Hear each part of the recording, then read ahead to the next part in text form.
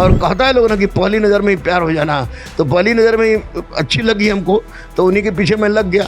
और लग गया तो यूपीएससी तो नहीं हुआ, लेकिन इनके चक्कर में मैं ये हमारी हो गई। भारत पाकिस्तान वाला मैरिज था, घर वाले कह रहे थे कि पति को मुसलमान बनाओ तब मंजूर होगा। बजरंगबली के मंदिर में इस जाने का कारण ये था कि वहाँ कोई मुस्लिम जाता नहीं जो हमको देखता, और हिंदू जो भी जाता तो वो वही समझता कि हिंदू है। सभी टीचरों ने कह दिया कि दरोगा पढ़ना चल जाओ दरोगा गुरु के पास, गुरु रहमान दरोगा गुरु है, रहमान दरोगा गुरु है। बिहार में नहीं, पूरे भारत के राज्यों में योगी जैसे मुख्यमंत्री का होना जरूरी है, क्योंकि योगी ना अतीक अहमद देखते हैं ना विकास दुबे देखते हैं, गलत को गलत स्थान पर पहुंचाने में माहिर है। दरोगा 11 में मैंने IPS, 11 में मैंने IAS भी बनाया है। एक बार गोली चली हमारे सर से तो बिल्कुल यहाँ से गोली सट के निकल गया, और मैं लॉकेट हमेशा मेरे गले में बजरंगबली का रहता है, तो लॉकेट मेरे हाथ में था। राहुल जी में भी वो क्षमता नहीं है कि उनकी तुलना नरेंद्र मोदी से की जाए। भगवा लेने से अगर किसी को गमछा किसी को फतवा जारी कर दे रहा है, बजरंगबली को मानने तो कोई फतवा जारी कर रहा है तो करे, मुझे कोई फर्क नहीं पड़ता है। कि भारत में रहने वाला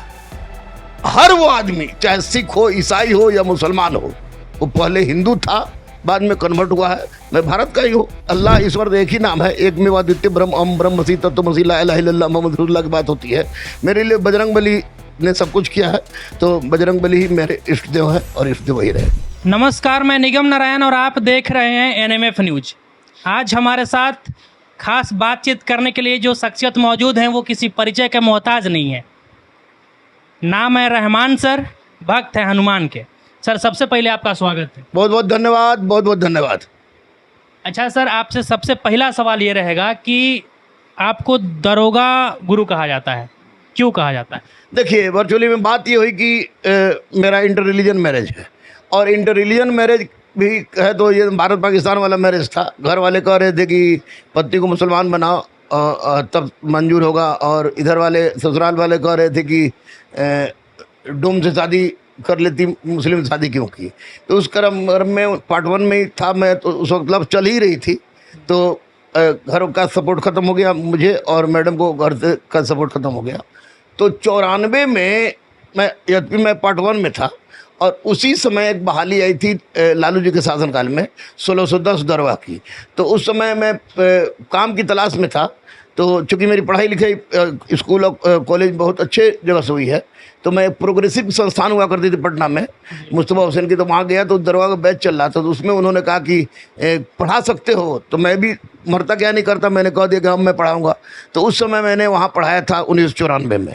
1994 के दरोगा सब हमसे सीनियर थे, क्योंकि मेरा तो ग्रेजुएशन में नहीं हुआ था, सब लोग पार्ट 1 में थे, सब सीनियर थे, तो वहाँ मैंने पढ़ाया।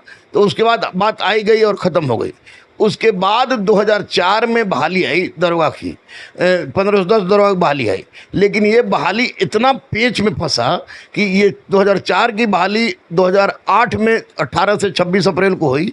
तो उस परिस्थिति में पटना के सारे कोचिंग संस्थान, अब तो बहुत सारे कोचिंग संस्थान ऐसे हो गए कुकुरमुत्ता के जैसा, कोरोना काल के दिन है, जो कि PPT देख के पढ़ाते हैं, तो वो लोग नहीं थे, बड़े बड़े कोचिंग संस्थान थे, वो लोग दरोगा को पढ़ाना बहुत महत्वपूर्ण नहीं समझता था। तो मैंने पढ़ाना शुरू किया, और 4 साल तक लगातार मैं उन लोगों के साथ भिड़ा रहा, जिसमें मैंने देखा कि बहुत, कोई शहद लेकर, कोई सब्जी लेकर, तो कोई साग लेकर, तो कोई कुछ लेकर हमारे पास पहुंचता था।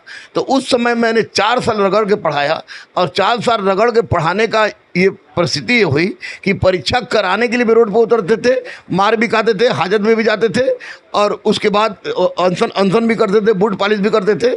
लेकिन जब रिजल्ट निकला मई 2008 में, तो रिजल्ट निकला तो मुझे खुद विश्वास नहीं हुआ कि ये रिजल्ट वाकई में सच है कि मैं सपना देख रहा हूँ। तो मैं हाथ में उंगली को दांत में रखता था, काटता था, लगता था नहीं ये सच है। तो लगा कि मैक्सिमम लड़के जिसको मैं देखता था कि तुम्हारा क्या हुआ तो हो गया, तुम्हारा क्या हो गया तो हो गया, तुम्हारा क्या हो गया, तो उसी समय पटना के जितने भी बड़े बड़े टीचर, मैं अभी के टुटपुंजिया टीचर की बात नहीं कर रहा हूँ, यूट्यूबर टीचर की बात नहीं कर रहा हूँ, सभी टीचरों ने कह दिया कि दरोगा पढ़ना चल जाओ दरोगा गुरु के पास, गुरु रहमान दरोगा गुरु है, रहमान दरोगा गुरु है। तो उसी समय से हमको दरोगा गुरु कहना शुरू किया लोग, और ये टैग ऐसा लगा कि बजरंगबली का मेरे इष्ट देव है, तो एक टैग ऐसा लगा कि चाहे 1994 हो, 2009 का हो, 1717 हो, या 2446 हो, 2213 हो, 1275 अभी आने वाला है, तो उसमें मैक्सिमम लड़के वो हमारे पास आते हैं। ये समझिए टोटका है, ये टोटका है जिसके माध्यम से मैं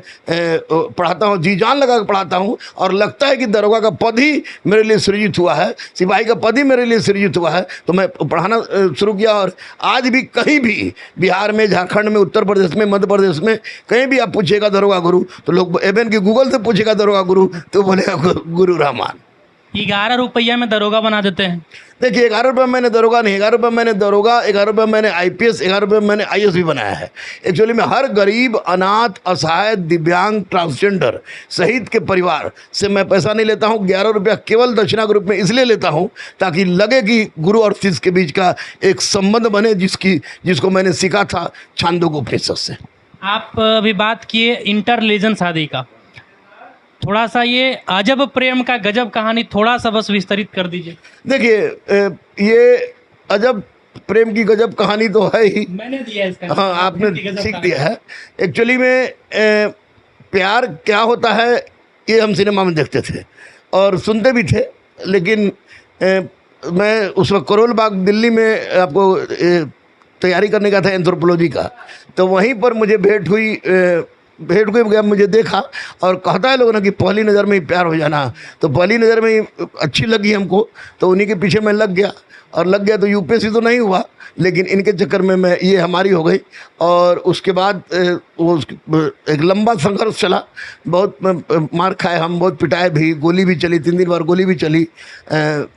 तो उस परिस्थिति में विचलित प्राणी होने के बावजूद, लेकिन बजरंगबली का देन था कि वो तो खुद ब्रह्मचारी हैं, लेकिन हम लोग का जोड़ी मिलवा दिए। मिलते थे बजरंगबली के मंदिर में ही जाके? हाँ बिल्कुल, इसलिए बजरंगबली के मंदिर में मिलते थे कि एक तो पैसा नहीं रहता था कि कहीं हम लोग होटल और रेस्टोरेंट में जाए, और दूसरी बात कि बजरंगबली के मंदिर में इस जाने का कारण ये था कि वहाँ कोई मुस्लिम जाता नहीं जो हमको देखता, और हिंदू जो भी जाता तो वो वही समझता कि हिंदू है, तो हम लोग पूजा करने के बहाने मिलते थे। और सबसे ऊपर जो फ्लोर है बजरंगबली का, ये महावीर मंदिर का सबसे ऊपर फ्लोर पर जाके हम लोग बैठते थे। हाँ, कुणाल साहब जो हैं, वो कुणाल साहब वो जानते थे कि हम लोग अच्छे दोस्त हैं, लेकिन उनको भी पता नहीं था, हालांकि मैंने उनको बता दिया था, और उन्हीं समय से उनको मैं बाबूजी कहता था और आज भी उनको मैं बाबूजी ही कहता हूँ। सर, बजरंगबली को अपना इष्ट देव मानते हैं, आखिर इनसे इतना लगाव कैसे, और अटूट बंधन है आपका उनके साथ, अटूट विश्वास है, आप उनको इष्ट देव कब से मानते हैं? देखिए, इष्ट देव मानने के पीछे मेरी पत्नी का कोई योगदान नहीं है। मैं 1994 से, यानी कि प्रेम के पहले से इनको मानना था, क्योंकि बनारस के संकट मोचन मंदिर में मैं अक्सर बैठता था टेंशन में, और उसके बाद एक तो यहाँ भी हुआ, दूसरी बात की 2-3 घंटा एक बार गोली चली हमारे सर से, तो बिल्कुल यहाँ से गोली सट के निकल गया। और मैं लॉकेट हमेशा मेरे गले में बजरंगबली का रहता है, तो लॉकेट मेरे हाथ में था, तो वो गोली निकल गई, तो उस समय मुझे लगा कि साक्षात बजरंगबली ने हमारी रक्षा की। दूसरी बात कि मैं एक अनाथालय बना रहा था संदलपुर में, तो संदलपुर में कुछ मुस्लिम लोगों ने हम पर गोली चला दी, तो गोली चला दी और मैं भाग रहा था, और कम से कम 500 लोगों की भीड़ हमको खदेड़ रही थी। तो वैसी परिस्थिति में हमारा चप्पल निकल गया, जैसे चप्पल से पैर निकल जाता है, भागने में दिक्कत हो रही थी कि अचानक मैं देखे कि एक मोटरसाइकिल हमारे सामने रुकी, जब मैं सोच भी नहीं सकता तो होगा, तो देखे कि एक फ्रेंड ही था जिसका नाम था परमेश्वर सहनी, तो वो परमेश्वर सहनी नाम था, तो उसको परमेश्वर सहनी को मैंने कहा कि बेटा जितना जल्दी हो सके हमको यहाँ से लेकर भागो। तो वहाँ भागा, तो मुझे लगा कि परमेश्वर सहनी ने कहा कि गुरुजी हम जा रहे थे दूसरी तरफ से, लेकिन सोचे कि इधर से हम शॉर्टकट निकल जाते हैं, तो उधर से निकले, तो हमको स्पष्ट हो गया कि निसंदेह बजरंगबली ने मेरी रक्षा की होगी। तीसरी बात कि 2 साल पहले की मैं बात बता रहा हूँ कि 2 साल पहले हमको डेंगू हो गया, और डेंगू हुआ भी, तो मैं नवरात्र भी करता हूँ, वो भी जल पर करता हूँ। तो 2 साल पहले जो डेंगू हुआ, तो डेंगू में मेरा प्लेटलेट्स चला गया 7,000 प्लेटलेट्स चला गया। और जब मैं डॉक्टर के पास गया, और जाने के बाद डॉक्टर देख ही रहे थे कि मैं तब तक अचेतन अवस्था में चला गया, तो वैसी परिस्थिति में मुझे नहीं लग रहा था कि, किसी को नहीं लग रहा था कि मैं बचूंगा, लेकिन मुझे एकदम सच्ची घटना बोल रहे हैं, बजरंगबली मेरे पीछे है। तो मैंने देखा कि बिल्कुल आसमान में उजला छाया हुआ है, और बजरंगबली ऐसे ऐसे धीरे धीरे बढ़ रहे हैं, मैं उनके साथ साथ चल रहा हूँ। अचानक बजरंगबली ने हमको धक्का दिया और मेरी आँख खुल गई। सब डॉक्टर लोग आश्चर्य में थे कि कैसे हो गया, तो मुझे स्पष्ट हो गया कि नहीं, बजरंगबली हैं, अजर है, अमर है, और मेरे लिए तो सब कुछ है। बजरंगबली के लिए मैं कुछ भी कर सकता हूँ, किसी हद तक गुजर सकता हूँ, और मेरी सबसे बड़ी शक्ति यही है। देखिए, अल्लाह और बजरंगबली दोनों एक ही है, लेकिन अल्लाह ईश्वर एक ही नाम है। एक में अद्वितीय ब्रह्म अम ब्रह्मसी तत्वमसी ला इलाहा इल्लल्लाह मोहम्मद रसूलुल्लाह की बात होती है। मेरे लिए बजरंगबली ने सब कुछ किया है, तो बजरंगबली ही मेरे इष्ट देव हैं और इष्ट देव वही रहेंगे। अच्छा सर, अब थोड़ा सा बात हम करेंगे जो पेपर लीक लगातार हो रहा है, उसमें सर मुख्य दोषी कौन होते हैं और इस पर लगाम कैसे लगाया? देखिए, मुख्य दोषी की बात मैं बता दूं तो मैं माननीय प्रधानमंत्री को कोटि कोटि धन्यवाद दूंगा और कि उन्होंने एक बिल पास किया है, लोकसभा से बिल पास हुई है कि 10 साल की सज़ा और 1 करोड़ का जुर्माना, और योगी जी ने आज इसको आजीवन कारावास में बदल दिया। तो ये रोक लगाने का तो माध्यम चल रहा है, लेकिन कल फिर सीसेट का पता चला कि सीसेट में 15 को मुन्ना भाई बैठे थे। तो मैं स्पष्ट रूप से बता दूं कि इसमें अधिकारी भी हैं, इसमें नेता भी हैं, इसमें कोचिंग संस्थान का बहुत बड़ा योगदान होता है, कोचिंग संस्थान का बहुत बड़ा योगदान होता है। और एक कहिए तो इसको एक बिजनेस के रूप में लोग पाल पोस रहा है, और जिसके मुख्य सूत्रधार कोचिंग वाले होते हैं। सर, अभी आपने बात किया योगी जी का, तो सर क्या आपको लगता है कि बिहार में भी योगी जैसे मुख्यमंत्री होने चाहिए? निश्चित, बिहार में नहीं, पूरे भारत के राज्यों में योगी जैसे मुख्यमंत्री का होना जरूरी है, क्योंकि योगी ना अतीक अहमद देखते हैं ना विकास दुबे देखते हैं, गलत को गलत स्थान पर पहुंचाने में माहिर है, और मैं सैल्यूट करता हूं उस मुख्यमंत्री को।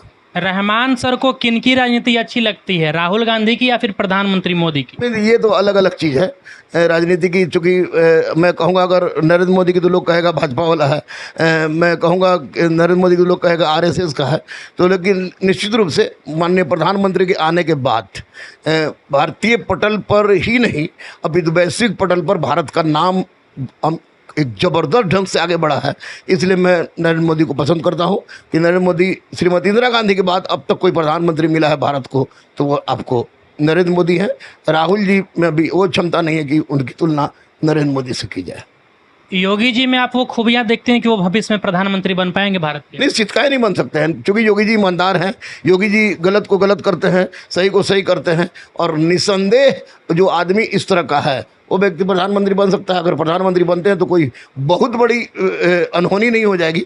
ऐसे ऐसे व्यक्ति को प्रधानमंत्री बनना चाहिए, कोई उसमें कोई दिक्कत नहीं। भगवा गमछा लेकर ही आप क्लास में आते हुए, आप क्लास से ही निकल रहे हैं और सर का पसीना बता रहा है, सर का जो आ रहा है पसीना, उससे यह प्रूफ हो रहा है कि कितने मेहनत करते हैं। अच्छा सर, भगवा गमछा लेके आप क्लास में आते हैं, सुने हैं कि आपके ऊपर, यदि मैं गलत नहीं हूँ तो 13 बार फतवा जारी हुआ है। हाँ, तो कोई दिक्कत नहीं, बात बिल्कुल सही है। तो भगवा लेने से अगर किसी को गमछा, किसी को फतवा जारी कर दे रहा है, बजरंगबली को मानने तो कोई फतवा जारी कर रहा है तो करे, मुझे कोई फ़र्क नहीं पड़ता है। लेकिन मैं इतना जानता हूँ कि जिसके साथ बजरंगबली है उसका एक बाल बांका भी कोई नहीं कर सकता है। ये मेरी पहचान है, और मेरी बायोपिक भी आ रही है, और बायोपिक भी आ रही है, उसमें हीरो भी गमछा रख रहा है जो मेरा रोल कर रहा है। उसकी चर्चा मैं बात करूँगा, बाद में करूँगा, क्योंकि डायरेक्टर ने मना किया है नाम खोलने के लिए। तो ये उससे फतवा से मुझे कोई डर नहीं। बजरंगबली हमारे इष्ट देव हैं, और यह कहने में मुझे तनिक भी संकोच नहीं होगी कि भारत में रहने वाला हर वो आदमी, चाहे सिख हो, ईसाई हो या मुसलमान हो, वो पहले हिंदू था, बाद में कन्वर्ट हुआ है, मैं भारत का ही हूँ, तो मैं निश्चित रूप से भारत की सरजमी के लिए जान दे देना और जान ले लेना मेरे एक हाथ, एक चुटकी की खेल। सर, जाते जाते आप देश के युवाओं को क्या संदेश देना चाहेंगे? सर, शायरी के माध्यम से एक संदेश दे दीजिए। पहले तो एक संदेश मैं यही दूँ कि अधिकारी बनना अच्छी बात है, लेकिन इंसान बनना उससे बड़ी बात है, और सबसे बड़ी बात है कि भारत माता की रक्षा करना। तो मैं यही कहूँगा कि दीदार की तमन्ना हो गालिब, दीदार की तमन्ना हो गालिब, यानी चाहत, दीदार की तमन्ना हो गालिब, तो नजरें गड़ाए रखना, क्योंकि दुपट्टा हो या तकदीर सरकती जरूर है, सरकती जरूर है। क्योंकि इंसान अगर मेहनत करे तो बालू से भी तेल निकाल सकता है, ये मैं जानता हूँ। बहुत ही फैंटास्टिक तरीके से और बड़े ही फ्रैंकली सर ने जवाब दिया। और वीडियो के लास्ट में हम बस इतना कहेंगे आप सभी तमाम दर्शकों से कि हमारे देश को अनेक अब्दुल कलाम की ज़रूरत है, हमारे देश को अनेक अब्दुल हमीद की ज़रूरत है, हमारे हिंदुस्तान को ऐसे ऐसे बजरंगबली के भक्त गुरु रहमान की ज़रूरत है। बाकी आप गुरु रहमान सर के बारे में क्या कुछ सोचते हैं, इनके अजब प्रेम के गजब कहानी के बारे में क्या कुछ सोचते हैं, और इनके बजरंगबली के पीछे की भक्ति के बारे में क्या कुछ सोचते हैं, कमेंट बॉक्स में अपनी प्रतिक्रिया जरूर दे दीजिएगा। और बिहार और देश के ऐसे ही तमाम खबरों के लिए हमारे चैनल को सब्सक्राइब कर लीजिएगा। हमें दीजिए इजाज़त। जय हिंद।